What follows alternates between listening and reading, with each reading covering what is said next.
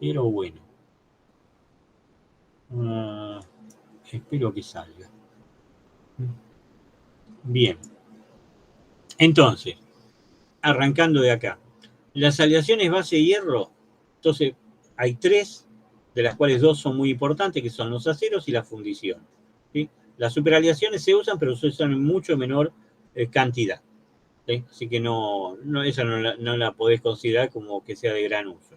Se usa, pero para casos muy particulares.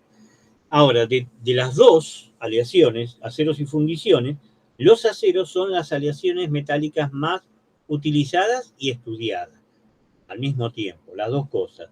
Vos pensás lo siguiente, ¿en qué época estamos viviendo? ¿En qué era estamos viviendo, como se dice normalmente? ¿O en qué edad estamos viviendo? Digital. ¿Eh? La de hierro. Digital. Vivimos en la edad de hierro. ¿Sí? ¿Y cuándo empezó la edad de hierro? Oficialmente, la edad de hierro empezó en el año 1400 a.C. ¿Sí? Eso es oficialmente. ¿Por qué se decretó que era alrededor de esa fecha? Porque en la tumba de Tutankamón, que todo el mundo sabe, que el faraón egipcio, se encontró un puñal ceremonial, ¿sí? Para ceremonias religiosas, cuya hoja estaba hecha con hierro, ¿sí? En realidad con acero de bajo carbón. ¿Sí? ¿Y qué fue lo que ocurrió? Bueno, lo que ocurrió es que justamente como se encontró ese puñal, cuya hoja era de hierro, ¿sí? Tenía, obviamente, la empuñadura era de oro, la vaina era de oro, pero la hoja era de hierro. Entonces, ese hallazgo, ¿sí? Hizo que se decidiera que a partir del año 1400 a.C. empezara la edad de hierro. En realidad el puñal se lo habían dado o regalado a Tutankamón los hititas. Los hititas conocían ya justamente cómo fabricar el hierro desde mucho antes. Y todavía más viejo que los hititas, los vecinos de los hititas, que vivían justamente en la zona que hoy conocemos como Armenia, había un pueblo que se llamaban los calibios, que no figuran en los libros de historia, porque en general era un pueblo bastante pacífico, no se peleaba con nadie, que fueron los primeros que empezaron a trabajar lo que denominamos el hierro autóctono. ¿Sí? ¿Por qué? Porque hasta esa época, como no se sabía cómo reducir los óxidos de hierro, hierro en la corteza terrestre, en la Tierra, aparece bajo la forma de óxido, y no aparece como hierro metálico. Entonces, ¿qué ocurría? Nadie sabía cómo reducir el óxido de hierro para poder obtener hierro. ¿Sí? Entonces, ¿qué usaban? Y usaban los meteoritos. Los meteoritos que venían, obviamente, ¿de dónde vienen los meteoritos? Del cielo, ¿vio? Perfecto. Y si viene del cielo, obviamente, como decían la mayoría antiguamente, si viene del cielo, en el cielo están los dioses. Por lo menos esa aleación o ese elemento, el hierro, te lo estaban mandando los dioses. Y por eso se usaba para fabricar, por ejemplo, puñales para uso ceremonial. ¿Sí? En general para matar gente, ¿viste? Porque siempre es así. Bueno, los caribeos fueron los primeros que empezaron a utilizar el hierro autóctono y descubrieron cómo podían hacer para reducir el óxido de hierro, que es bastante simple en realidad, porque los óxidos de hierro se descomponen muy fácilmente, a diferencia de otros óxidos. Por ejemplo, la alúmina, si vos no utilizás electrólisis, no podés descomponer, no podés obtener el aluminio a partir del óxido. ¿Sí? Y el titanio, ni te cuento, es muchísimo más complicado todavía, porque son óxidos muy estables. En cambio, los óxidos de hierro son muy inestables. Vos en presencia de carbón incandescente, carbón vegetal, vos lo calentás el óxido de hierro en presencia de carbón y el monóxido de carbono que se desprende, lo que hace justamente es ir sacando el oxígeno. ¿Sí? El monóxido de carbono se convierte en dióxido porque toma el oxígeno y te va reduciendo al hierro. Si eso lo acompañás por golpes de martillo, lo que es la forja normalmente, las partículas de hierro que se van formando, ¿qué hace? Se van pegando. ¿Sí? Y así vos formás justamente un paquete con todas esas pequeñas partes de hierro que se van formando, que obviamente Como lo está calentando, está a alta temperatura. Y se produce una soldadura por forja. Así es como se obtiene desde época inmemorial. Todavía, viste, es más o menos como lo que hacen en desafíos sobre fuego, viste, que te agarran varias plaquitas, viste lo que ellos el acero damasquino que le dicen.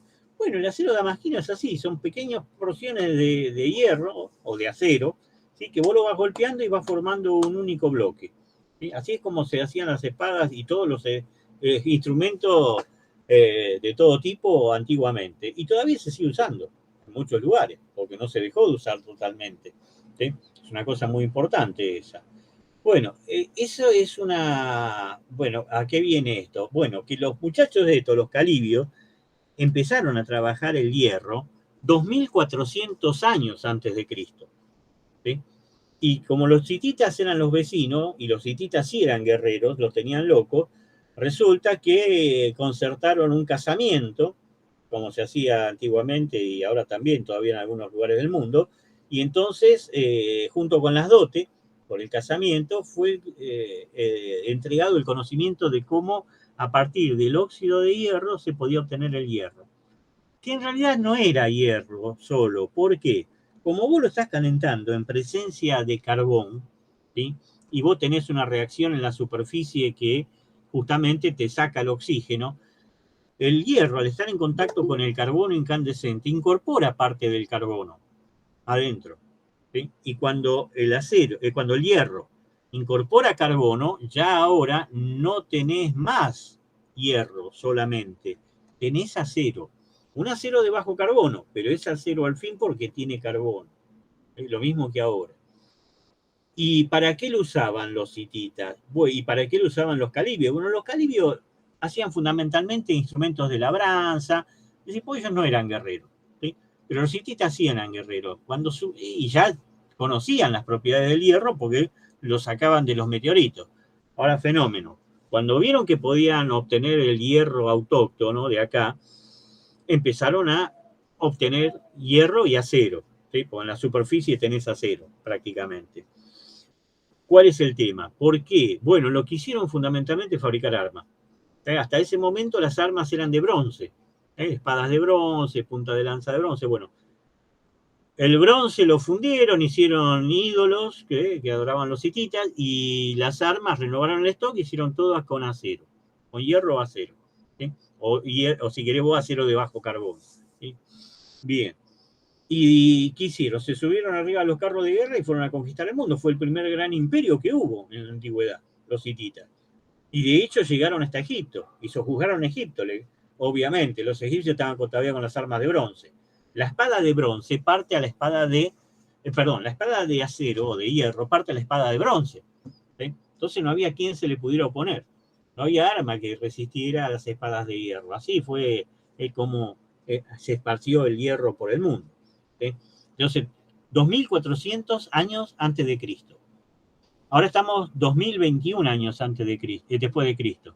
¿Sí? O sea que hace más de 4000 años que venimos trabajando con el hierro y el acero, porque prácticamente es inseparable, porque el hierro siempre se obtiene de la misma forma, reduciendo con carbón, o con monóxido de carbono, que es lo mismo, al óxido de hierro. Así que durante todo este tiempo, mirá si tuvimos experiencias con los aceros. Para que vos tengas una idea, ¿sí? 1000 años antes de Cristo, ya obviamente había pasado, acordate que yo te dije 2400 años antes de Cristo. Bueno, 1000 años antes de Cristo ya se usaba la cementación para aumentar la cantidad de carbono que tenía el acero. O sea que el acero que era de bajo carbono empezó a dejar de ser de bajo carbono, empezó a ser de medio carbono. Y obviamente eso lo fueron buscando, ¿por qué? Porque 1000 años antes de Cristo ya el acero se templaba. Entonces, si vos tenés mayor cantidad de carbono, vos podés adquirir mayor dureza. Pero la dureza no es todo, la resistencia no es todo, como dijo uno. ¿Por qué? Porque además de eso tenés que tener tenacidad. Bueno, 500 años antes de Cristo ya se revenía el acero. Para que vos tengas una idea de la cantidad de años que venimos trabajando con el hierro y el acero. ¿Sí? Entonces, obviamente que hay mucho estudio sobre los aceros, y sobre el hierro también, pero fundamentalmente sobre los aceros. Y se usa gran cantidad de acero, se usa y se produce, obviamente, en el mundo, ¿sí? Ahí tenemos la estructura electrónica del hierro, eso lo podés encontrar en cualquier libro de química, ¿sí? El hierro es un metal de transición, con unión atómica principalmente metálica, pero no exclusivamente metálico. ¿Por qué? Porque tiene una componente covalente, ¿sí? Y eso hace que las propiedades que tenga el hierro no sean tan comunes a otros metales que tienen solamente unión metálica. Porque hay metales que tienen solamente unión metálica y hay una cierta cantidad de metales que tienen unión metálica covalente. La covalente es una, como vimos hace mucho tiempo atrás, es una unión extremista, como le digo yo. ¿Por qué? Porque los gases tienen unión covalente, ¿sí? Y el diamante también tiene unión covalente. Y vos, fíjate que pasamos de algo extremadamente blando a algo extremadamente duro. Bueno, en el caso del hierro, el aporte de la componente covalente es muy importante, ¿sí? Es muy, muy importante. ¿Por qué? Porque hace que tenga una temperatura de fusión relativamente alta dentro de los materiales metálicos, pero además también hace que tenga una alta rigidez dentro de lo que son los metales, ¿sí? Es una de las rigideces más altas que hay. Y eso es importantísimo, ¿sí? Vamos a ir viendo. ¿Por qué se lo llama metal de transición? Pertenece a la tríada del hierro, hierro, cobalto, níquel, grupo 8.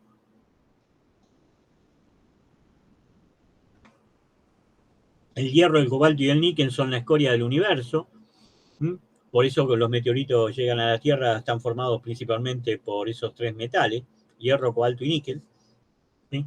Ahora, la pregunta es, ¿por qué es un metal de transición? ¿Qué vieron en química? ¿Por qué no completa el orbital, puede ser? Exactamente, ¿sí? Lo que estás viendo ahí. Se completa el orbital 4S y todavía no terminó de completar el 3D. Pues sí, ¿por qué ocurre eso? Bueno, porque ahí los orbitales empiezan a intercalarse, ¿sí? El nivel 4S tiene un nivel energético menor que el 3D.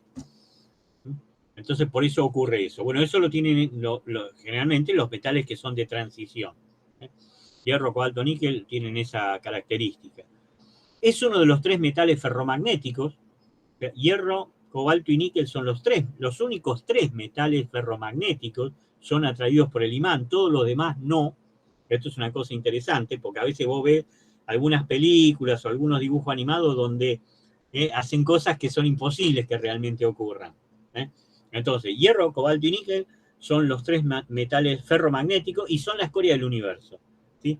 Están justo en el centro de la tabla periódica. A esos tres metales no le podés sacar más energía. Si vos partís desde los extremos de la tabla periódica hacia el centro, ¿sí?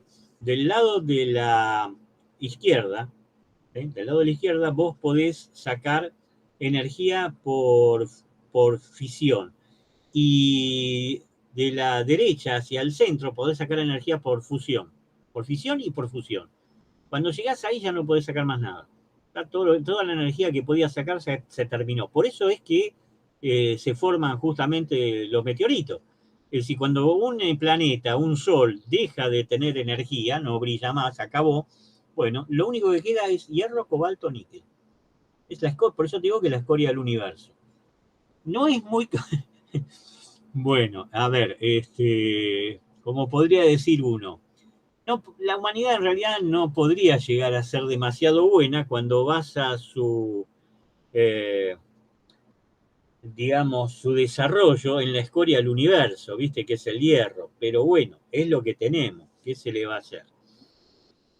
Hay 4 variedades alotrópicas del hierro, una de las cuales no las vamos a ver acá, no las vamos a tener en cuenta porque solamente aparece para presiones muy altas, muy, muy altas, que generalmente no se obtiene en forma industrial, eso lo podéis obtener solamente en laboratorio. Las otras 3 son las variedades que normalmente se conocen, que son el hierro alfa, estructura BCC, el hierro gamma, estructura FCC y nuevamente después el hierro delta con estructura BCC. Y el hierro epsilon, que es un hierro que tiene una estructura CPH, ¿sí? O HCP, mejor dicho. Pero ese solamente para muy altas presiones. Entre 0 Kelvin y 912 tenemos hierro alfa. Entre 912 y 1395 grados Celsius tenemos el hierro gamma, y de 1395 a 1538 tenemos el hierro delta. Y a 1538, 1539 grados se produce la fusión del hierro. Es una temperatura relativamente alta si la comparás con otros metales. Pero justamente eso viene a raíz de la componente covalente del enlace. ¿Sí? Bueno, esto ya lo vimos anteriormente, ya se los había presentado, un diagrama unitario que corresponde al hierro.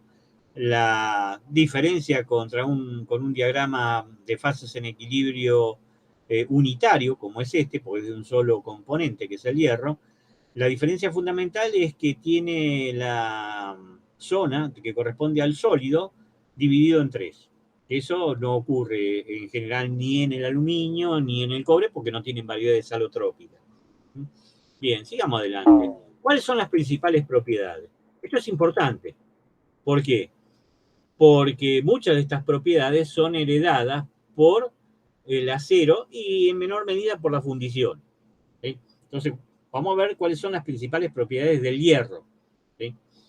La densidad del hierro, 7,87 kilogramos fuerza por decímetro cúbico. El hierro alfa a 20 grados Celsius. No es ni muy denso ni muy poco denso, está a mitad de camino. Vos tenés algunos materiales que son más densos, por ejemplo el cobre. El cobre tiene 8,4 kilogramos fuerza por decímetro cúbico, o sea que es más pesado. ¿Sí? Después tenés el titanio tiene la mitad de densidad del hierro. ¿Sí? Tiene aproximadamente 4 y pico. ¿Sí?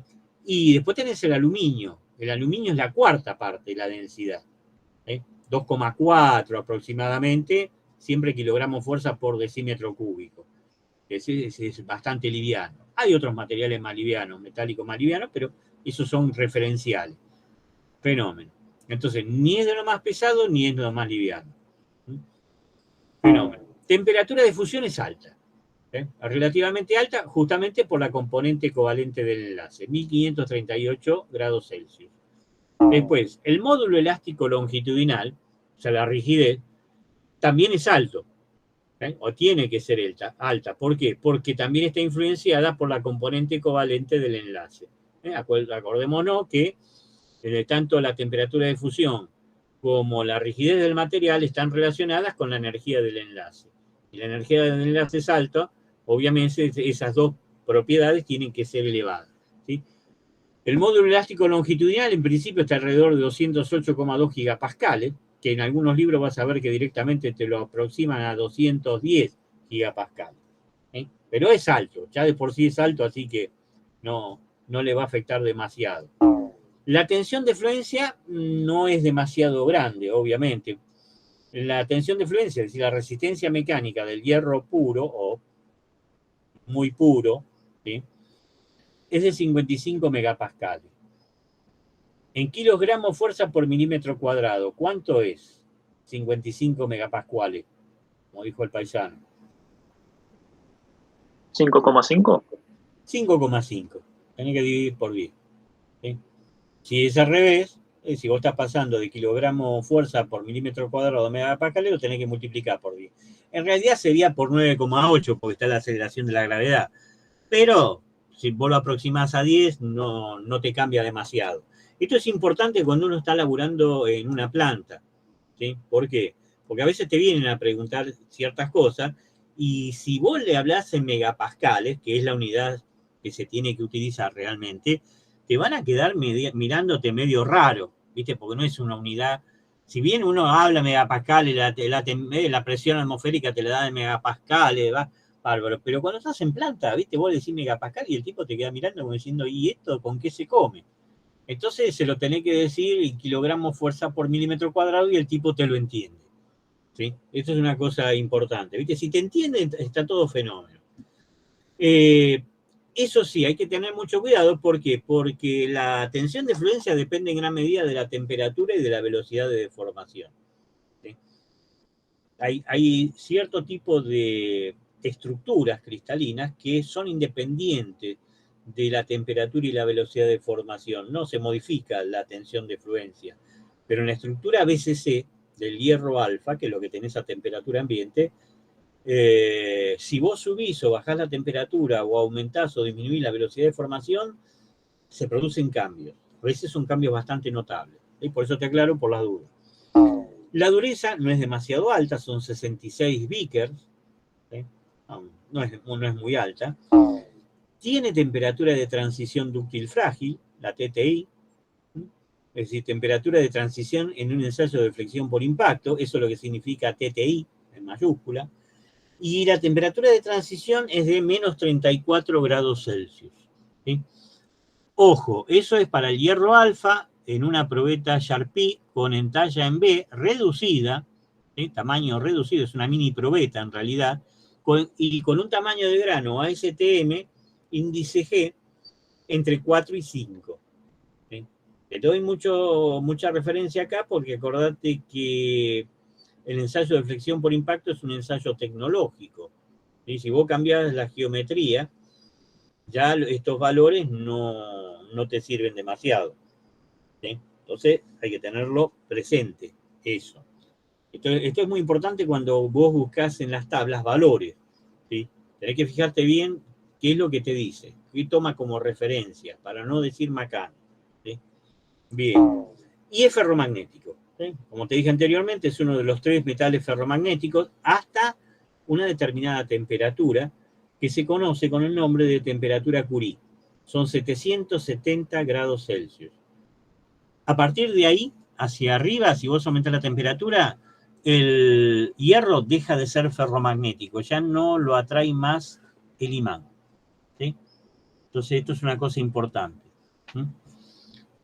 Fenómeno. Eso es justamente este hecho de que a 770 se produzca este cambio magnético, es lo que hacía que se pensara que existía una variedad alotrópica hierro beta.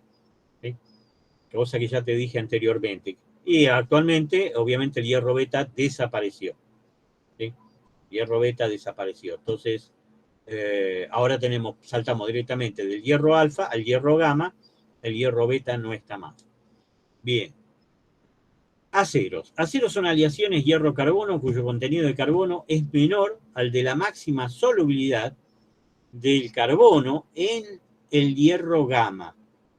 Que si tiene carbono, ya no hablamos de hierro gamma, hablamos de austenita, que es una solución sólida de carbono en hierro gamma.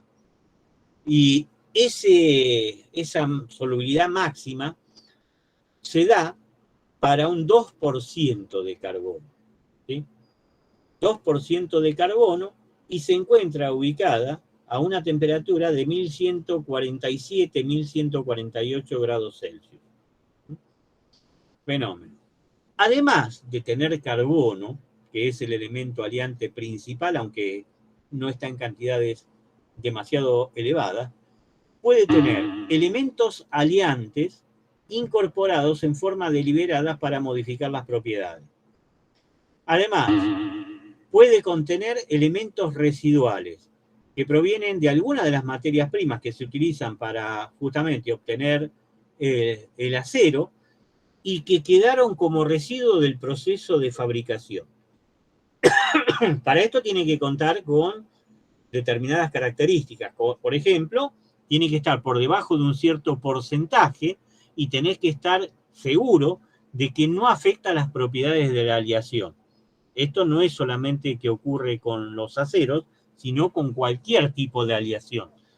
Cualquier tipo de aleación tiene elementos aliantes, elementos residuales, y como si esto fuera poco, dentro de los elementos residuales, tenés algunos elementos que aún estando en cantidades muy bajas, sí te afectan las propiedades. Y en ese caso, esos elementos residuales se los denomina impurezas. Impurezas. Entonces son elementos residuales específicos que producen un desmejoramiento de las propiedades. Esto es algo importante. Esto es así en cualquier aleación. ¿Sí? Todos tienen elementos aleantes, elementos residuales e impurezas. Bien. Para la clasificación de las aleaciones que forman el hierro con el carbono, tomamos ahí como ejemplo un diagrama, parecía parte del diagrama, no hace falta que sea todo. ¿Sí? Entonces, este es el diagrama de equilibrio metaestable, ¿sí? Hierro, carburo de hierro. Y la separación o la división entre aceros y fundiciones, entonces sería eso que estás viendo ahí. Por debajo de 2% de carbono tenemos los aceros. Por encima de 2% de carbono tenemos las fundiciones.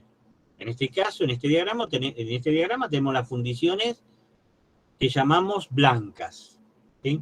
Si fuese un diagrama de equilibrio estable, aparecería el carbono bajo la forma de grafito y tendríamos las fundiciones grises. Bueno, esto es importante porque acá no se tiene en cuenta la presencia de ningún otro elemento, ni aleante, ni residual, ni nada. Acá lo único que tenés y que forma parte de esa aleación es el hierro y el carburo de hierro. Y no hay otra cosa. Fenómeno. Entonces hay que tenerlo en cuenta. ¿Para qué se emplean los aceros? Bueno, ya prácticamente se empleó para todo. La gran mayoría de los aceros se usa para fabricar piezas por deformación plástica en caliente. ¿Sí? Ya sea forja, laminación, extrusión, cualquier producto, cualquier tipo de proceso de deformación plástica en caliente es utilizado. ¿Sí? Muy poco de acero se usa para fabricar piezas coladas, que es lo que se llama generalmente casting, lo otro se llama route products, que son productos trabajados, o labrados, como en realidad sería la traducción. Fenómeno. Contrariamente a esto, las fundiciones son las aleaciones más utilizadas para fabricar piezas coladas. Ahora bien, evidentemente, siempre vos podés tener una pieza que no se pueda llegar a fabricar por algún otro método que no sea por fundición. Porque a veces la complejidad que tienen las piezas es lo suficientemente grande como para que vos no las puedas hacer ni por mecanizado, ni por conformado, ni por ningún otro tipo de proceso. Entonces tenés que caer en fundición y colada. Y no te queda otra. Entonces, en ese caso, se puede utilizar acero para fabricar ese tipo de piezas. Piezas muy particulares, obviamente. Fenómeno. Las fundiciones, en principio uno dice, bueno, las fundiciones obviamente son muy poco dúctiles, ¿sí? De hecho, la fundición gris común es frágil, ¿sí? Pero ojo, la fundición gris común es frágil. Yo tengo una fundición gris dúctil, tengo una fundición gris maleable y tengo una fundición gris vermicular, ¿sí? O de grafito compacto. Bueno, esas fundiciones que yo te nombré, que son grises, el grafito aparece en forma, digamos, el carbón aparece bajo la forma de grafito, esas no son frágiles, tienen ductilidad. ¿Sí? De hecho, si no, no podría hablarte de una fundición dúctil o de una fundición maleable. Justamente son las características que tienen estas fundiciones. Te aceptan, para que vos te des una idea de cómo es la cosa, estas fundiciones, tanto la gris como la dúctil como la maleable, te pueden soportar deformaciones que superan a las deformaciones que te aceptan los materiales que tienen estructura hexagonal. ¿Sí? Se acerca a la ductilidad, ¿sí? Que tiene el titanio o el magnesio, que dentro de lo que son las aleaciones con estructura CPH, obviamente que tienen un montón de sistemas de deslizamiento que están actuando, mucho más que normalmente las CPH o HCP, y entonces obviamente vos podés conseguir deformaciones muy, muy altas, el doble prácticamente que en una CPH o HCP común. Bueno, las fundiciones estas tienen una ductilidad similar al titanio o al magnesio, o sea que es alta, está alrededor del 20%, no es despreciable para nada. ¿Eh? Fenómeno, está bien, igual no vas a utilizar una fundición para fabricar piezas por deformación plástica. ¿Sí? Ahí el hecho de que las fundiciones tengan ductilidad, ¿sí? te sirve, ¿por qué? Porque lo que te interesa es la otra propiedad que sí tiene que tener la pieza en servicio, ¿sí? Que es la tenacidad. ¿Sí? Al tener ductilidad, pues también tienen tenacidad. ¿Eh? Al contrario de lo que ocurre con la fundición gris común, que es frágil y por lo tanto no tiene tenacidad. ¿Sí? Fenómeno. En cambio, los aceros sí son dúctiles.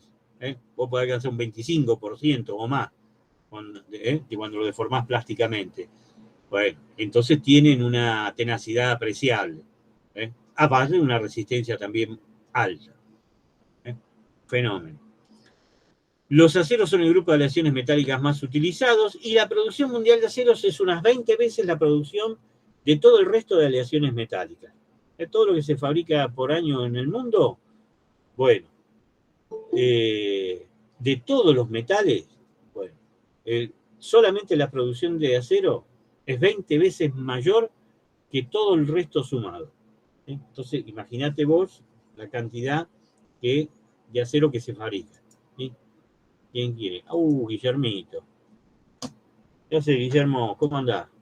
¿Todo bien? Se me chispoteó. Bueno, ahí está. Fenómeno. El total de acero producido hoy en día es superior a 1.700 millones de toneladas anuales. Andábamos en 1.800, pero ahora con el tema, viste, de la pandemia y qué sé yo, bajó un poquito. Igual es una barbaridad. ¿Sí? Es una barbaridad. Y el mayor aumento en la producción de acero, del uso del acero, viene a partir del año 2000 aproximadamente. ¿Sí? 2000, 2010, 2012. ¿Sí? Un salto bastante grande. Bueno, acá, como para que tengas una idea, ahí tenés lo que se produce de hierro y acero en el mundo, esto es anualmente. ¿Sí? Veamos esto que es más fácil que andar leyendo lo otro. Bueno, todo esto es lo que se fabrica de fundición de hierro y acero en el mundo por año. Y esto es lo que se fabrica por año de los demás metales y aleaciones. Evidentemente te das cuenta que hay una diferencia abismal en cuanto a la cantidad producida por año. ¿Sí?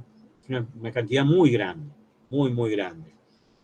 Acá tenés cómo evolucionó el uso del acero en el siglo pasado, ¿sí? Desde el año 1900 hasta el año 2000. ¿Sí? Obviamente que tuvimos 2 guerras mundiales, después tenemos la Guerra Fría, que le decían, tuvimos crisis de petróleo, algunas crisis de petróleo. Esto ocurrió todo el siglo pasado. Bueno, si vos te fijas acá, ¿sí? En el año 2000, la producción de acero alcanzó 800 millones de toneladas. ¿Sí? 800 millones de toneladas. ¿Sí? En el año 2012, 12 años después, la producción de acero alcanzó 1.550 millones de toneladas. Casi el doble de lo que teníamos inicialmente. Fíjate lo que te voy a hacer ahora para que te des idea de lo que realmente aumentó en 12 años la producción de acero, en este siglo, digamos. En 12 años se igualó el aumento de producción que se generó durante el siglo pasado. En 12 años duplicamos la cantidad de todo lo que se fabricó en el año pasado. Es una barbaridad. ¿Sí? Es una producción enorme. Cada vez se usa más. Bien. Acá tenés como también fue evolucionando hasta el año 2012, ¿sí? La producción de acero. Este es parecido al que te mostré recién. Acá lo importante, te puse esto porque a partir del año 1930, 1935, para ser más exacto, empezó a utilizarse el reciclado del acero. Que eso es importante, ¿viste? Como se usa con el aluminio, se recicla. Bueno, se empezó a utilizar antes, ¿sabés lo que se hacía? Se hacían paquetes, y como hacían en Estados Unidos, hacían paquetes y después lo tiraban en medio del océano. ¿Sí? Pero eso contamina el océano, no habría que hacerlo. Bueno, entonces, estabas perdiendo un montón de material tirándolo al mar. Aparte de contaminarlo, estabas perdiendo. Si ya estaba hecho. Bueno, hoy en día se recicla. Se recicla en una proporción bastante grande. Es decir, todo lo que ya no te sirve más de acero, igual que lo de aluminio, lo podés reciclar tranquilamente. En las empresas siderúrgicas, te acepta eso como chatarra para volverlo a fundir y volver a fabricar productos de acero. ¿Sí? Entonces, eso es una cosa muy, muy importante. ¿Sí? Bien. Obviamente que ahí tenés un poquito, este es el 2016, ¿sí? Algunos datos. ¿Sí? Yo te diría, fijémonos abajo, que es más interesante. ¿Cuál es el primer productor mundial? Y abajo lo estás viendo. ¿Quién es desde hace ya unos cuantos años, ¿sí? El primer productor mundial es el que fabrica más acero, ¿sí? Que anda alrededor del 50% de la producción mundial, que es China. Los chinos nos pasaron, pero a Estados Unidos, a Europa, a todo, a todo. Nos dejó planchado a todo el resto del mundo. Bien. Existen aproximadamente 2.000 clases de acero que están normalizados. ¿Sí? Y después existe otra cantidad, que es mucho mayor, de aceros que no están normalizados ni nunca van a estar normalizados. ¿Sí? Que son fabricados por empresas importantes, ¿sí? Que te lo venden y son muy, realmente tienen unas prestaciones muy elevadas, ¿sí? Tienen muy alto rendimiento, pero obviamente esos son obviamente aceros que tienen nombres particulares, ¿sí? Y no se sabe cómo lo fabrican. Vos podés tener una composición química aproximada, pero no sabés cómo lo fabrican realmente. Y nunca te lo van a decir, por eso no están normalizados.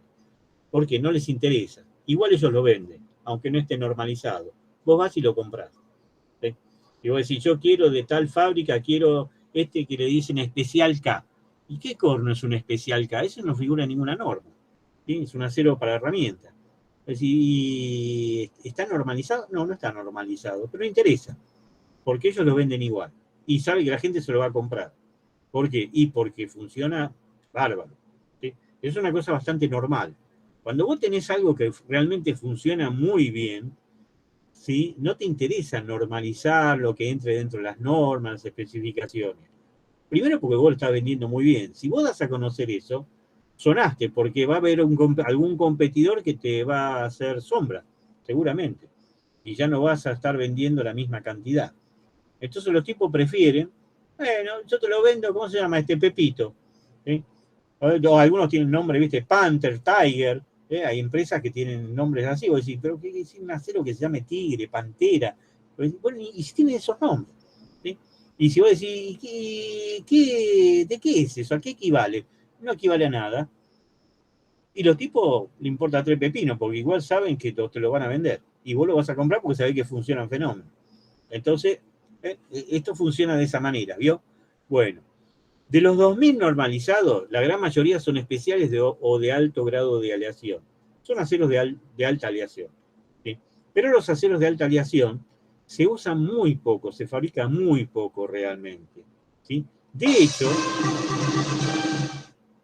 los aceros que más se fabrican en el mundo son los aceros al carbono. Aceros que no tienen elementos aliantes. Solamente son aceros que tienen carbono. Y eso es aproximadamente un 85% de la producción mundial de acero. ¿Sí? Un acero al carbono de bajo carbono. Es lo que te permite fabricar, por ejemplo, chapas, productos planos, todo lo que son productos planos, y todo lo que son perfiles. Los perfiles que se usan para construcción civil o incluso también en construcción mecánica. Bueno, con eso se hace todo con un acero al carbono de bajo carbono. Y eso es lo mayor o lo más que se produce en el mundo. Y después le siguen los aceros los que vamos a hablar durante el curso, que son los aceros de baja aleación. De esos se fabrican aproximadamente un 8%. Hablamos de un acero de baja aleación cuando el contenido de los elementos aliantes que contiene es menor de un 5%. Estos son los aceros para construcciones mecánicas, lo que se usan para fabricar piezas de máquina. Bárbaro. Y después, hablando de los aceros que son de alta aleación, ¿sí? Uno de los aceros más empleados son los aceros inoxidables. Los aceros inoxidables. Pero la producción mundial es mucho menor que en el caso anterior. ¿Sí? Puede ir entre 0,3% a 3%. O sea, ¿cómo? ¿Hay un rango? Sí, porque ¿sabés qué pasa? Hay años en que se fabrica mayor cantidad de los otros aceros, tanto el acero al carbono, los aceros que no tienen aliantes, y los aceros de baja aleación. Entonces esos suman más y le restan porcentaje a los aceros inoxidables. ¿Sí? Pero es muy poca cantidad. Vos me decís, ¿y un acero para herramienta? Y un acero para herramienta es menos que ese valor. ¿Sí? Muy poco lo que se fabrica. Muy, muy poco. Y vos fijate la forma, la geometría de las herramientas. Las herramientas, por ejemplo, que se usan para mecanizar. Y son chiquitos. Así, ¿cuánto en peso te puede...? Ojo, estamos hablando de porcentaje en peso de la producción mundial. Si vos me hablas en costo, es otra cosa. ¿Sí? Porque evidentemente lo más barato de todo son los aceros al carbono que no tienen elemento aliante. Eso es lo más barato que hay. Ahora, cuando vos me decís, hablás de un acero inoxidable, ya es más caro. Y si me hablas de un acero para herramientas, los aceros para herramientas son aceros de alta aleación. Algunos aceros para herramientas tienen hasta un 37 o un poquito más de elementos aliantes. Los elementos aliantes son caros. ¿Sí? Por ejemplo, las herramientas que se usan para mecanizar, para fabricar las fresas o las herramientas de torno, bueno, tiene una cantidad, todas las que son para corte, tiene una cantidad de elementos aliantes muy importante. ¿Sí? Y tenés que fabricarla de determinada manera, no tiene una fabricación estándar. ¿Sí? Obviamente también tienen un costo elevado. ¿Sí? Como habrán, si ustedes se dedican a eso, pues, y alguna vez compraron alguna herramienta para tornear o para fresar, vas a ver que no es barato, para nada. Obviamente. Fenómeno. Los aceros son empleados para aplicaciones lo más diversas que se te ocurran. ¿Sí? Y varían desde objetos de muy poco peso, pocos gramos, un clip para agarrar las hojitas. ¿Cuánto te puedo cobrar por un clip? Te lo venden en cajitas de 1000. ¿Sí? Así que más para que tenga un valor más o menos adecuado. Así que imagínate lo que vale un clip. Es casi la nada. Y después nos vamos al otro extremo. Tenemos estructuras sofisticadas de varios miles de toneladas y costo muy alto. Por ejemplo, esa excavadora para trabajar a cielo abierto. ¿Sí? Bueno, vos decís, si es grande eso, bueno, mirá cómo es de grande. Si vos te fijás detenidamente la foto, mirá donde te voy a meter ahora una elipse, esta que está ahí. Bueno, esa manchita que vos ves ahí, eso es una persona. Eso es una persona, así que imagínate el tamaño que tiene la excavadora. ¿Sabe la tonelada que pesa eso? Es enorme. La de acero que tenés en la excavadora es terrible. Entonces, fíjate, pasamos de algo que prácticamente es despreciable el peso a cosas que son enormes. Enormes. Bárbaro. Otra más. El rango de temperaturas en el cual se puede utilizar los aceros es muy variable. Va prácticamente desde temperaturas criogénicas, 4 Kelvin, está usado, por eso te lo puedo poner ahí, hasta temperaturas muy elevadas, en algunos casos más de 1000 grados. Obviamente que en este caso no es un acero al carbono lo que se está utilizando. Son aceros que tienen elementos aliantes y permiten justamente ampliar el rango de uso en cuanto a la temperatura de esos aceros. Otro, ¿qué tenemos? Tenemos aceros para uso estructural. Son generalmente aceros al carbono de bajo carbono. Son perfiles. Bueno, en todo lo que es construcción civil, esos son los aceros estructurales. Acá tenés algunos ejemplos del uso de estos aceros. Son aceros muy baratos porque obviamente esas estructuras son muy grandes, consumen mucho acero, entonces no puede ser un acero que sea muy caro. Generalmente son aceros los comunes, los más baratos. Como te digo, acero al carbono, de bajo carbono, alrededor de 0,20, 0,22 de carbono, 0,18 de carbono, andan en eso. ¿Sí? Entonces, podés construir distintos tipos de estructuras, podés construir grúas, distintos tipos de sistemas de izaje, como están puestos ahí, podés construir maquinaria vial pesada, ¿sí? Por ejemplo, los camiones que se usan en las minas para extraer el mineral, que se cargan en los camiones y después se lleva a la planta de procesamiento, ¿sí? O los camiones que se usan para transportar materiales pesados también. Todo eso se hace con acero. ¿Qué otra cosa? Bueno, no solamente terrestre, marítimo también. Transporte marítimo o fluvial, lo que estamos viendo ahí. Transporte o plataformas petroleras también. ¿Con qué te crees que se hace? Con acero. Con acero. El transporte de gas, de combustible, todo ese tipo de cosas también se hacen con acero. En este caso, transporte de los containers. Acá el barco está hecho con acero y los containers también están hechos con acero. Tanto lo que está arriba como lo que está abajo está hecho en acero. O transporte fluvial también. Sí, transportar por los ríos, carga también. Eso se usa acero para los barcos y para los recipientes que transportan. Todo eso es acero.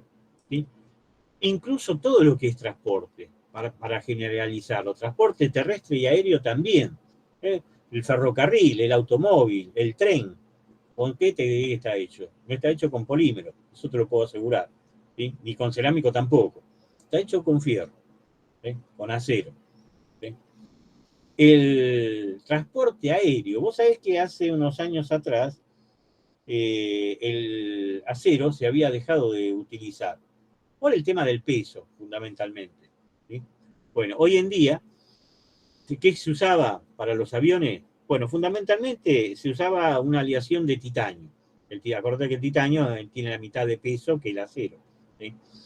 Entonces se usaba esa aleación de titanio que es clásica, ¿sí? Es clásica de aviación, de aeronáutica, que es titanio, 6 de aluminio y 4 de vanadio. ¿Sí? Esa es la aleación típica de aeronáutica. Bueno, ¿qué pasó? Cuando salieron estos aviones que estás viendo vos ahí, hubo que volver a empezar a utilizar nuevamente acero. ¿Sí? ¿Por qué? Porque los trenes de aterrizaje que se hacían justamente con esa aleación de titanio no soportaban el peso del avión en el aterrizaje y se destruía el avión y no podía aterrizar. No soportaba el mismo peso del avión y se hacían pilota el tren de aterrizaje. Entonces hubo que volver a hacer los trenes de aterrizaje con acero. ¿Sí? Aceros muy especiales, obviamente. Aceros que te permiten, por ejemplo, aumentar muchísimo la resistencia mecánica y la tenacidad. Esos son aceros muy caros, muy caros. Son aceros que endurecen por precipitación. ¿Sí? Tienen un nombre muy particular, se llaman aceros Maraging. Después te voy a mencionar un poquito cómo son, para tener una idea. Pero es lo único que puedes utilizar en los Airbus, no puedes utilizar otra cosa. A medida que va agrandándose el tamaño de los aviones, estás más limitado con el uso justamente de otras aleaciones que tienen menor rigidez y menor resistencia. Entonces tenés que recurrir, lamentablemente, no sé si lamentablemente, por suerte, eso no te lo puedo decir, pero tenés que recurrir a un acero. ¿Sí? Entonces, últimamente, a partir de estos aviones, vuelve a utilizarse en los trenes de aterrizaje acero. ¿Sí? Si no, no podría funcionar. Pero no es para lo único que se usa. ¿Sí? ¿Para qué otra cosa se puede utilizar? Bueno, para usos mecánicos y químicos también. ¿eh? Tenés para los caños de escape, los catalizadores de los caños de escape, o los rotores de las turbinas, o intercambiadores de calor, generadores de vapor, también se utilizan aceros. Y por último tenés las líneas de conducción. Las líneas de conducción de petróleo, de gas, bueno, ¿cómo se cree que se hacen? Se hacen con caños de acero. ¿Sí? Los fasteners, que le dicen, los sujetadores, todo lo que te sirve para sujetar, tornilla, tuerca, todo eso se hace también con aceros. Después tenés aceros ya de un poco más de contenido de elemento aliante. Por ejemplo, las matrices para inyección de plástico se hacen con acero. ¿Sí? Las herramientas de corte se hacen con aceros. Con aceros con elemento aliante, obviamente, pero se hacen con acero. ¿Sí? Y bueno, entonces, de acuerdo a esto, vos fíjate que hay un montón de productos de acero que se pueden fabricar. Es un rango de aplicación muy amplia la que tienen los aceros. Fenómeno. Vamos a ver ahora, muy brevemente, cuáles son las causas de la gran aplicación de los aceros. ¿Sí? La primera y principal, fundamental, te diría yo, ¿sí? Y es la que te va a servir cuando tenés que discutir algo con el contador, ¿sí? Es el costo. ¿Sí? Los aceros, sobre todo los aceros al carbono, son los que tienen el costo más bajo de todas las aleaciones metálicas. No hay con qué darle. ¿Por qué es eso? Bueno, porque tenés gran cantidad de yacimientos que tienen óxido de hierro. Además, la cantidad de óxido de hierro que tienen los yacimientos es muy alta, ¿sí? Es decir, si vos sacás, suponete, en 100 kilos que vos extraés de la mina, el 57 kilos de 100, como mínimo, tiene que ser óxido de hierro. Si no, el yacimiento no es rentable y no se explota, para que vos tengas una idea. No hay otros materiales en los cuales vos tengas yacimientos con tan alto porcentaje de óxido. La alúmina, por ejemplo, si vos tenés un yacimiento que tiene 28, 27, 28% de alúmina en 100 kilos, ¿sí? Saltás en una pata. Bueno, acá en el hierro no. En el hierro, si no tenés como mínimo 57% en 100 kilos de óxido de hierro, no se justifica la explotación de la mina. Directamente. Se va a dejar para otro momento. Cuando o no haya más hierro de muy alta calidad. ¿Sí? Además, como te dije anteriormente, es fácil de reducir. Vos en presencia de carbón incandescente ya lo reducís. Y todos los métodos se basan en eso. ¿Sí? Y además tiene una alta capacidad de reciclado. A partir de, como te dije anteriormente, ¿sí? A partir de la década del 40 del siglo pasado, se empezó a utilizar, se empezó a reciclar el acero. Entonces, esto es una cosa muy importante. Si vos comparás los costos relativos de los diferentes materiales metálicos, ahí los tenés. ¿Sí? Fíjate que para el acero al carbono, el costo relativo es 1. Siempre se lo toma como la unidad. ¿Por qué? Porque no hay nada más bajo que eso. ¿Sí? Es la unidad. Cualquier otra aleación es más cara. El aluminio, fabricar, obtener aluminio te sale 4 veces más caro. ¿Sí? Un acero inoxidable, es un acero con una gran cantidad de elemento aleante, te cuesta 3 veces más. O sea que te sigue resultando todavía más barato que el aluminio o aleaciones de aluminio. El cobre te sale 10 veces más, el zinc 4, el níquel 28. Hay que tener, vos andás fijándote esto, ¿por qué? Porque el níquel es un elemento aleante que es bastante común en los aceros, y eso lo encarece, obviamente en función de cuánto es lo que tenga. ¿Sí? Después viene el magnesio, 12 veces más, el estaño, 25 veces más, y el titanio, 30 veces más. ¿Sí? Entonces, pues, ¿y por qué? Bueno, justamente por esto, porque hay a veces escasez de minerales con alta ley, con alto porcentaje de óxido, el elemento que estás buscando, o el otro problema que tiene es que no es fácilmente reducible. ¿Sí? Si vos comparás el acero al carbono, que se reduce solamente porque está en presencia de monóxido de carbono o en presencia de carbón incandescente, el aluminio, si no haces electrólisis, como te dije en algún momento, no lo vas a poder reducir, no le vas a poder sacar el óxido de la alumina. Y con el titanio es peor, porque el óxido de titanio es mucho más estable. ¿Sí? Ni siquiera con electrólisis podés descomponer el óxido de titanio. ¿Sí? El titanio, recién a partir del siglo pasado, se desarrollaron algunos procesos especiales y específicos, procesos químicos, en donde vos podés obtener lo que se conoce como la esponja de titanio, que después obviamente tenés que seguirla procesando. ¿Sí? Entonces, no es fácil. ¿Sí? Una vez que vos tenés la esponja, tenés que compactarla, ¿sí? Hacer unas monedas, ¿sí? Y después lo tenés que fundir. ¿Sí? Lo tenés que fundir en vacío.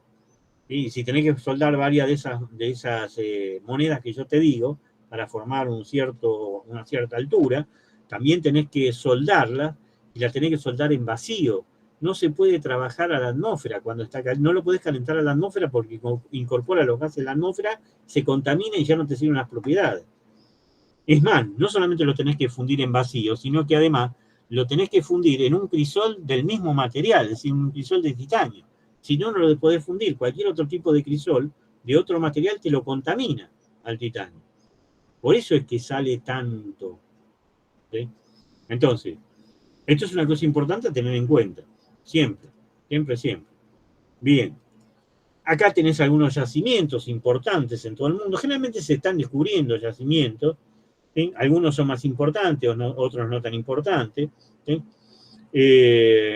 Como algo para resaltar en este gráfico. Primero, Australia, cuando yo estaba sentado en la facultad, como ustedes ahora, bueno, ahora no porque tenemos la pandemia, ¿no? Pero cuando yo estaba estudiando, Australia importaba todo el mineral de hierro que necesitaba para su industria. No producía. Bueno, se encontró un yacimiento enorme en Australia. Hoy en día es uno de los principales exportadores de mineral de hierro. Por eso te digo, esto es muy variable, muy variable. Nosotros, ¿ves esta manchita que está acá? Bueno, esta manchita no es nada, así que no existe, ¿sí? Porque es despreciable. Pero tenemos a nuestro vecino y amigo, acá en el norte, que sí tiene una gran cantidad de mineral de hierro y de buena calidad. Entonces, obviamente, nosotros le compramos el mineral de hierro que usamos nosotros, se lo compramos prácticamente todo a Brasil. Mientras no nos peleemos con Vivo Bolson, está todo bien por ahora. ¿Sí? Otra cosa como para también tener en cuenta. Si yo te pregunto, bueno, acá te dice más o menos cada uno lo que. Ahora, ¿qué cantidad de mineral de hierro tenés en América del Norte?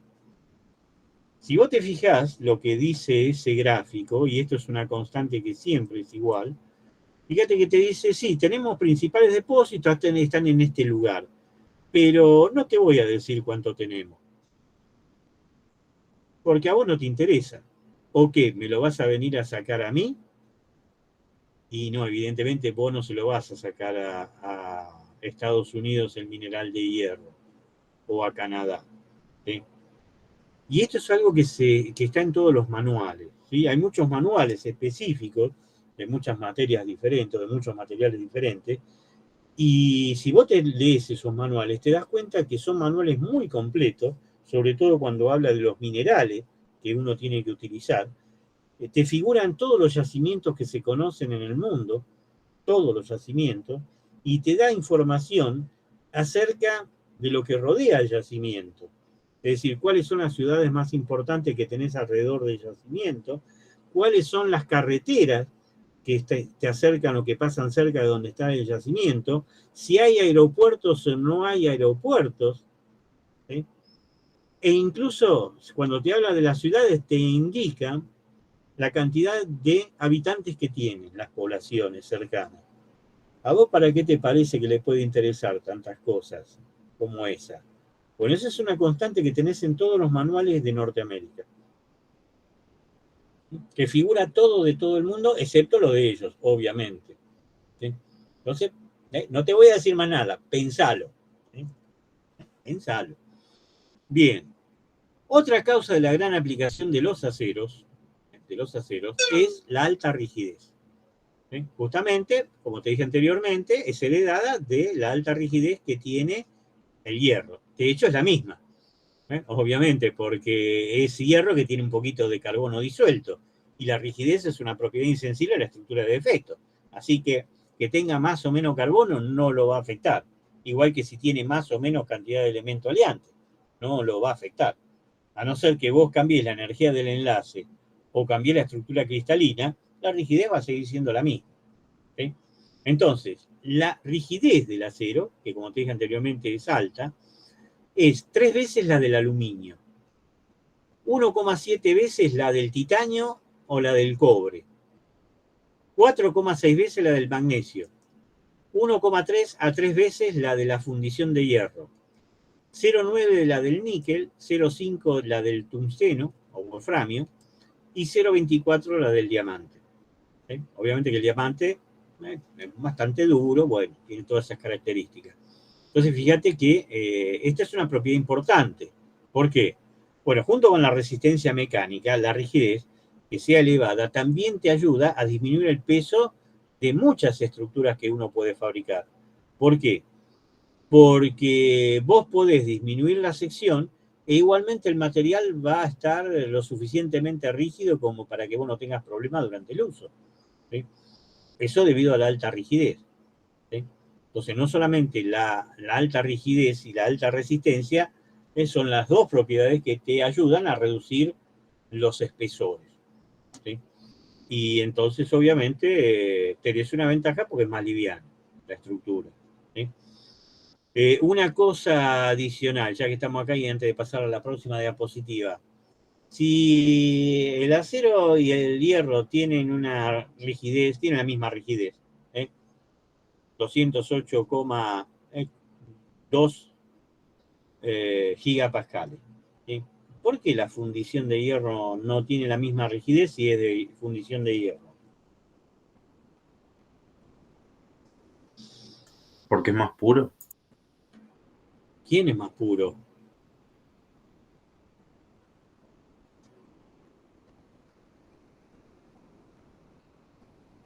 No me respondieron.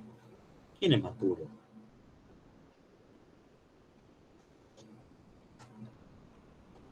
A ver, yo te estoy hablando de un hierro. A ver, el hierro de alta pureza y el hierro comercial, de pureza comercial, tienen la misma rigidez. O sea que no está relacionado con la pureza. Las impurezas son átomos sustitucionales o intersticiales que tenés metido adentro. No lo va a afectar. Si no lo afectan los elementos aliantes, menos lo van a afectar las impurezas o los elementos residuales que tenés metido adentro. ¿Sí? Lo que ocurre es que la fundición de hierro, cualquiera sea, la blanca o la gris, vos no tenés solamente hierro. Porque en la fundición de hierro gris, además del hierro, tenés grafito. Es una segunda fase que está presente. Y no es metálica, obviamente, además. Y además tiene una rigidez diferente que la del acero o la del hierro. Y en el caso de una fundición de hierro blanca, lo que vos tenés en mayor proporción no es hierro. Lo que vos tenés en mayor proporción es carburo de hierro. Y el carburo de hierro tiene otra estructura cristalina. El hierro tiene una temperatura ambiente, tiene estructura cúbica centrada en el cuerpo. Bueno, el carburo de hierro, cementita, tiene una estructura ortorrómbica, dentro de las estructuras de Bravais que vimos anteriormente, ya hace un tiempo atrás. Evidentemente, si cambia la estructura cristalina, tiene que cambiar la rigidez. No hay tutía. Lo mismo te puedo decir con respecto del hierro alfa y el hierro gamma. Si te está cambiando la estructura cristalina, uno tiene estructura BCC y el otro tiene estructura FCC.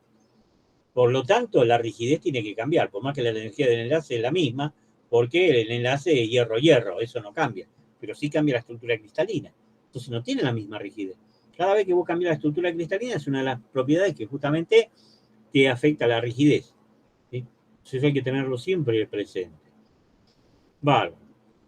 Otra causa de la gran aplicación de los aceros es la versatilidad que tiene.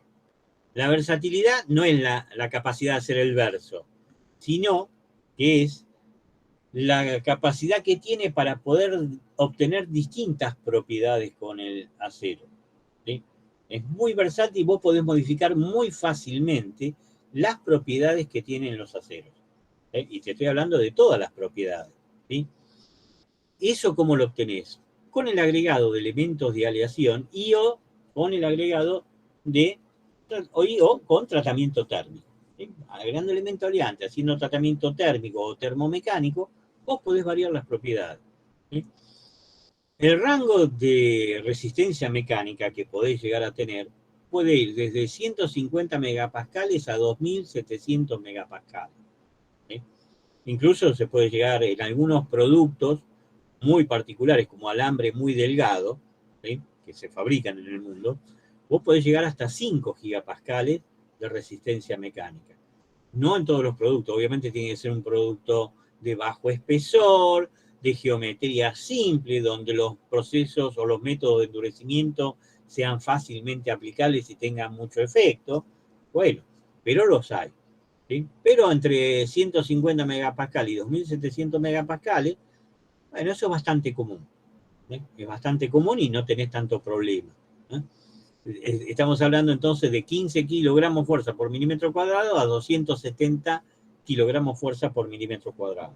¿Sí? Existen aceros magnéticamente duros, magnéticamente blandos y aceros amagnéticos, directamente. Eso es importante. Cuando vos tenés que fabricar algún equipo que tiene que ir ubicado en la cabina de un avión o en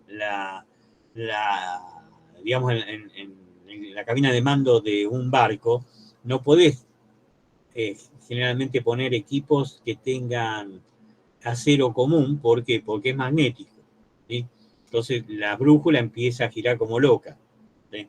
Y en vez de ir al Polo Norte, te vas a la India. ¿Sí? Entonces, en esos casos, el acero tiene que ser amagnético, directamente. Es bastante común eso, el uso que se le da. Después tenés aceros que son altamente resistentes a la corrosión. De hecho, nosotros ya vimos anteriormente los aceros inoxidables. Otros que son de uso para alta temperatura y otros que son para uso criogénico. A lo largo del curso, o a lo que vimos hasta ahora, lo estuvimos viendo. La mayoría de estas cosas ya las vimos. Fenómeno. Rango de resistencia que podés alcanzar con diferentes grupos de aleaciones metálicas. Bueno, ahí tenés justamente comparado. Acá tenemos aceros. ¿Sí? Acá tenemos otro tipo de aleaciones. Con un acero al carbono, solamente al carbono, fíjate que ese acero vos podés alcanzar resistencias similares a las que vos tenés con otras aleaciones no ferrosas, pero las que tienen justamente mayor resistencia. ¿Sí? Entonces esto es una cosa muy importante. Levato, ¿qué le pasa que se le ve que se prende y se apaga? No se le escucha ni medio, pero se escucha así entrecortado cosita.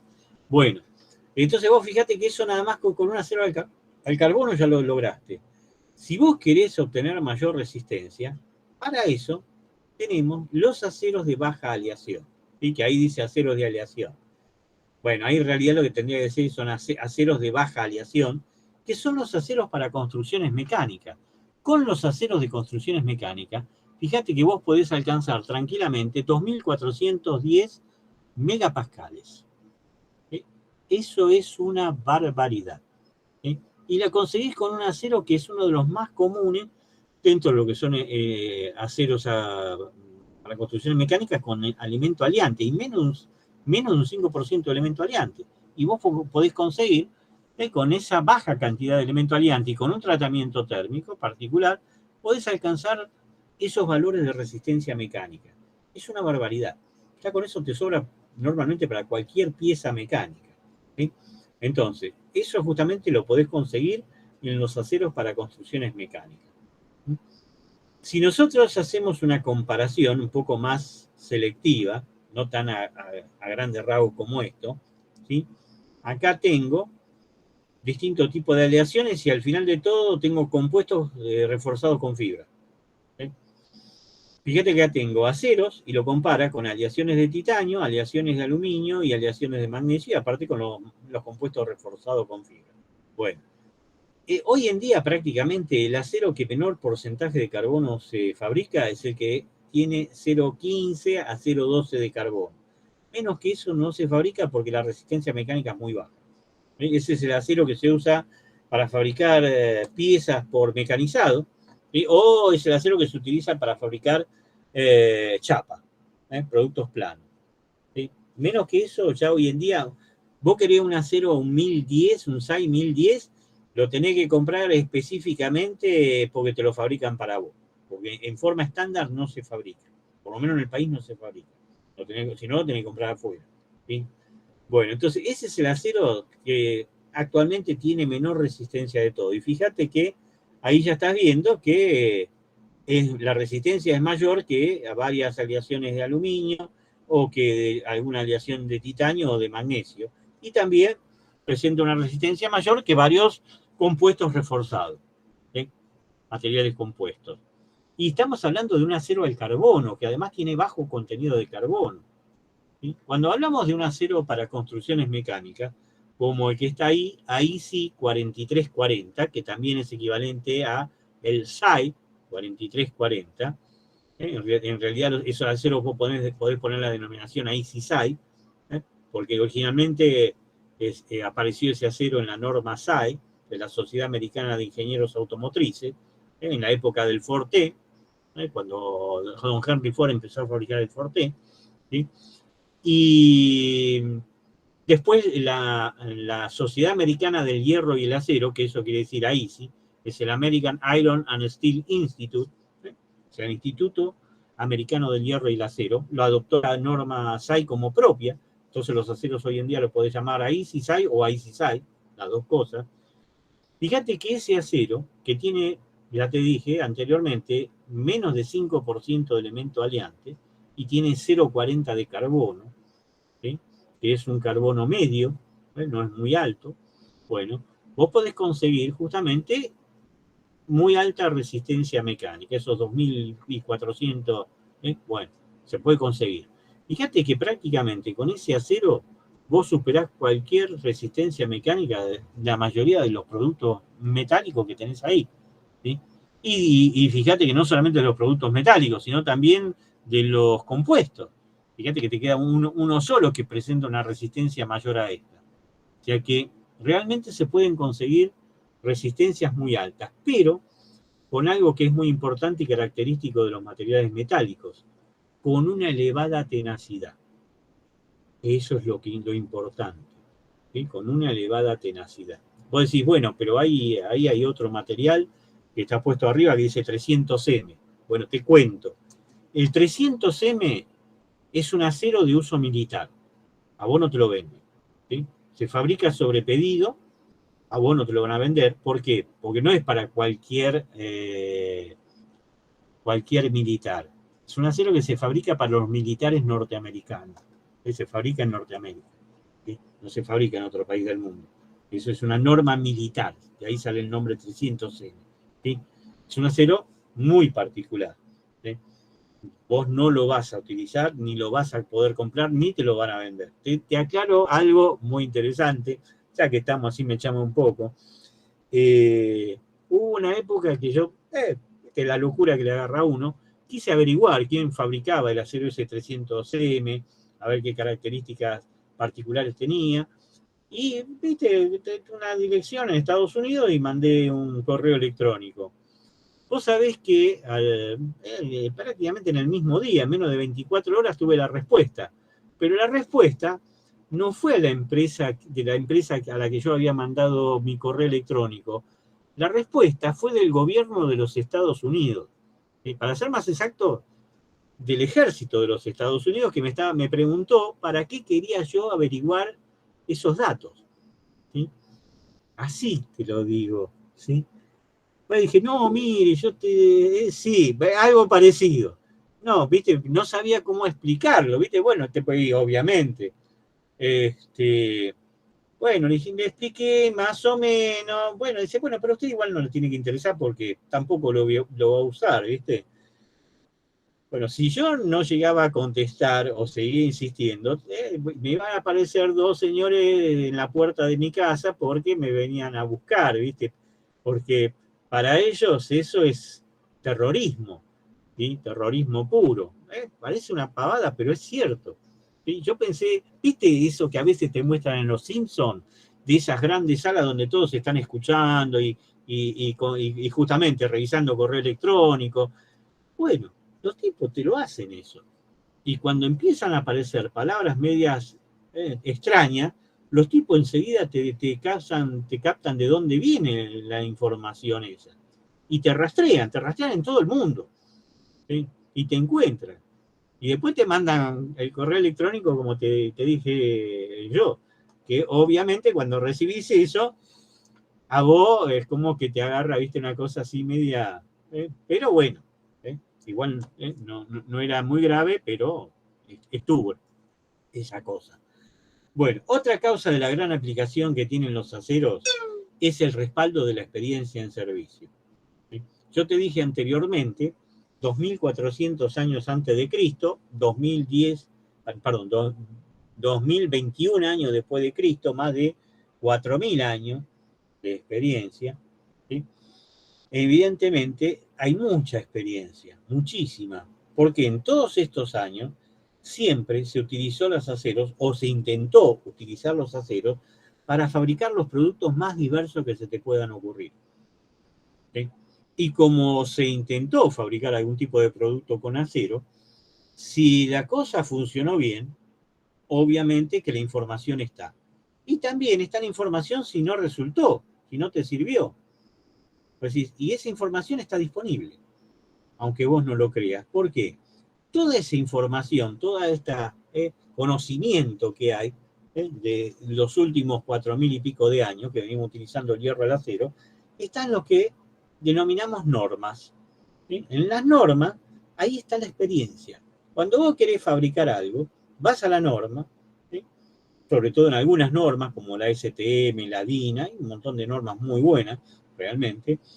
Entonces vos te fijas ahí y te fijas cómo entras. Bueno, primero por lo que querés fabricar. ¿Qué querés fabricar? Un recipiente a presión, perfecto. ¿Y en qué lo querés fabricar? El recipiente a presión. En acero, fenómeno. ¿Y qué presión vas a usar? Tanto. ¿Y lo vas a usar a temperatura? Y puede ser.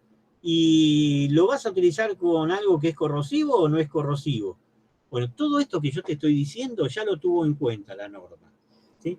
Entonces vos entrás con el título de la norma que te dice, bueno, acero para fabricar recipiente a presión, ¿sí? Para el caso de ponerle un gas no tóxico, no corrosivo, para una presión entre tanto y tanto. Entonces vos entras en esa norma. Y en esa norma vas a ver que te dice el alcance, bueno, para qué sirve la norma, qué sé yo, y después te da un listado de todos los aceros que se usaron y se comprobó que funcionan correctamente para fabricar ese tipo de productos. Eso bueno, eso es el respaldo de la experiencia en servicio. ¿Sí? Vos no tenés que hacer investigación y desarrollo para ver si un material funciona o no funciona. Si los materiales ya fueron utilizados previamente para ese uso, la información está. ¿Dónde está? Como te digo, adentro de las normas. Entonces vos lo que tenés que buscar es la norma, a ver si está. Si la norma está, es porque se pudo fabricar. Y si no existe la norma, entonces ya tenés también información. Si no está la norma es porque con ese material que vos estás queriendo fabricar no se puede llevar a cabo la fabricación. O sea que entonces, de una forma o de otra, te simplifica muchísimo la elección de un material para un uso determinado. Eso es lo que te permiten las normas. ¿Sí? Entonces, esto es una cosa importantísima a tener en cuenta. Sobre todo en las épocas de las vacas flacas, como ahora, que hay muy pocos lugares donde se puede hacer realmente investigación y desarrollo. ¿Sí? Entonces vos como ingeniero tenés que ir a lo seguro y aparte tenés que ir a lo más rápido que se pueda poner en línea. ¿Sí? Porque si no, como ingeniero uno no funciona. Entonces, si vos ya tenés la información, bueno, vos tenés que tener o poder utilizar la información que está disponible. Eso es lo que normalmente se hace en forma industrial. ¿Mm? Entonces, vos podés tener un material nuevo, ojo, no te digo que no, y que a lo mejor puede llegar a tener algunas prestaciones mejores que los aceros. O te voy a dar puede ser, y sí puede ser, obviamente, claro. Después vas a tener que analizar si realmente es más barato, si las propiedades mecánicas que tiene son mejores. Entonces después tenés que un montón de cosas tener en cuenta.